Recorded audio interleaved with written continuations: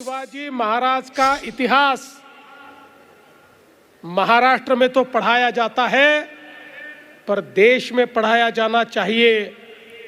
और ये ऐसी विडंबना थी कि जब हमारी स्वतंत्रता के बाद 7 दशकों तक हमारे केंद्र सरकार के सीबीएसई के जो सिलेबस था, जो एनसीईआरटी ने तैयार किया था, उसमें मुगल साम्राज्य के लिए 17 पन्ने दिए थे, 17 पन्ने।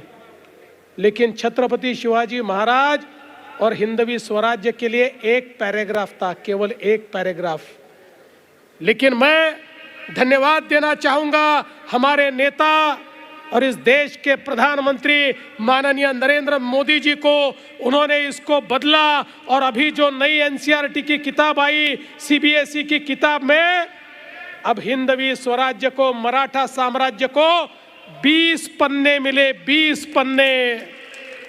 अब मुगलों का इतिहास नहीं पढ़ाया जाएगा, अब इतिहास पढ़ाया जाएगा छत्रपति शिवाजी महाराज का इतिहास, छत्रपति संभाजी महाराज का इतिहास और मराठों का इतिहास। इस देश के अंदर पढ़ाने का काम हमारे मोदी जी के माध्यम से किया जा रहा है। और मैं तो आपको आश्वस्त करना चाहता हूँ, 2030 में जब छत्रपति शिवाजी महाराज की जन्म शताब्दी के 400 साल पूरे होंगे, मैं, CR पाटिल जी, हरिभाऊ, हम सब लोग मिलकर 2030 की आगरा की इस शिव जयंती में लाल किले में आगरा के हमारे प्रधानमंत्री मोदी जी को लेकर आएंगे। और 2030 में हमारे प्रधानमंत्री मोदी जी के नेतृत्व में इसी लाल किले में हम लोग छत्रपति शिवाजी महाराज की जयंती मनाएंगे।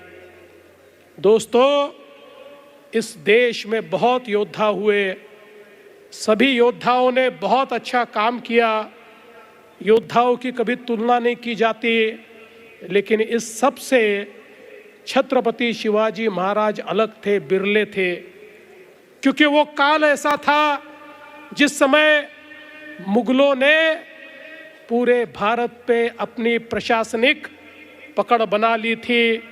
इधर नॉर्थ में मुगल थे, उधर दक्खन में कई आदिल शाह था, कई कुतुब शाह था, कई निजाम शाह था। एक प्रकार से चारों ओर से महाराष्ट्र तो घिरा था और पूरा देश भी घिरा हुआ था।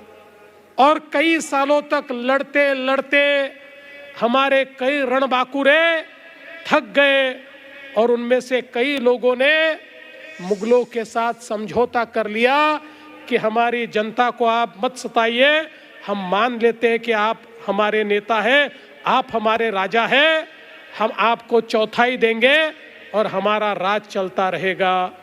और ऐसे समय जब मुगल ये मानते थे कि अब हमसे बड़ा इस देश में कोई नहीं है, और उसके चलते मुगलों ने अत्याचार शुरू किया, इस पूरी भारत भूमि में अत्याचार, अनाचार, दुराचार ये लगातार हो रहा था।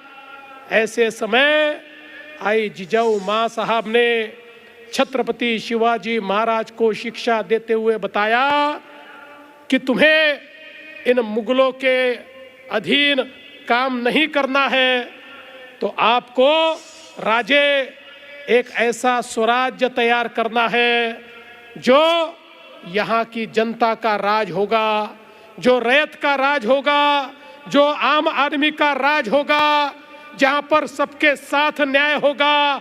और इसलिए मैं तुझे ये कहना चाहती हूँ कि तुझे लड़ना होगा और स्वराज्य की स्थापना करनी होगी। और छत्रपति शिवाजी महाराज ने एक ऐसी जंग छेड़ी। आप विचार कीजिए, इतना बड़ा मुगली साम्राज्य, एक छोटे से 14 साल के, 16 साल के छत्रपति शिवाजी महाराज ये कसम खाते हैं कि मैं चाहे जो हो जाए स्वराज्य की स्थापना करूंगा, ये मुगलों के अधीन में मैं मेरे देश को नहीं रहने दूंगा, इनके अत्याचारों से मेरी प्रजा की मुक्ति मैं कराऊंगा। और सभी लोगों को एकत्रित कर 18 पगड़ जातियों को एकत्रित कर एक फौज ऐसी तैयार करते हैं जो सब लोग मिलकर हमारे मावड़े बनते हैं। और एक ऐसी फौज, और उस फौज को भी सीख क्या देते, उस फौज को सीख देते कि तुमको जो लड़ाई करनी है वो किसी को राजा बनाने के लिए नहीं, राजपाट किसी को देने के लिए नहीं, देव देश और धर्म की लड़ाई है, स्वभाषा की लड़ाई है, स्वराज्य की लड़ाई है, स्वाभिमान की लड़ाई है। एक स्वाभिमान की लड़ाई की ऊर्जा छत्रपति शिवाजी महाराज हमारे मावड़ों में इस प्रकार से तैयार करते हैं कि लाखों की फौज लेकर भी जब मुगल सरदार आते हैं तो 5000 मावड़े गनीमी कावा, जिसको गुरिल्ला वॉरफेयर कहते हैं, उसके आधार पर लाखों की फौजों को समाप्त कर देते हैं।